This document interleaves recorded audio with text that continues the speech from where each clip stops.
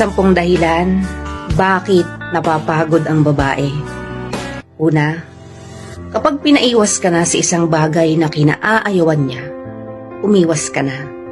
Yung iba kasi sa inyong mga lalaki, kahit alam niyo na yung ikinakagalit ng babae, hindi niyo pa rin yun iniiwasan. Kaya ang ending, nauuwi sa pagtatalo hanggang sa magawa na lang ng babae na magsawa na sa mga ginagawa mo. Pangalawa, pinatawad ka na pero umulit ka na naman. Hindi na to bago.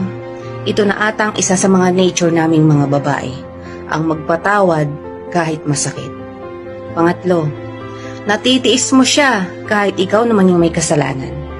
Kapag ganito ang ipinapadama sa'yo ng isang lalaki, kahit sinong babae, susukuan ka talaga.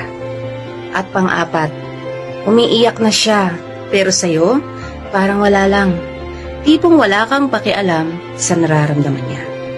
At pang-5, sinisita mo yung pagbabago ng ugali niya na ikaw naman yung dahilan bakit nagkaganon siya. At pang-6, binabaliwala mo yung pagbabawal sa'yo pero hindi mo naisip na kaya niya yung ginagawa, yun ay dahil mahalaga ka para sa kanya. At hindi yun paghihigpit, kung hindi pag-aalala or sa madaling salita, concern lang siya sa'yo. Pag ganito ang babae,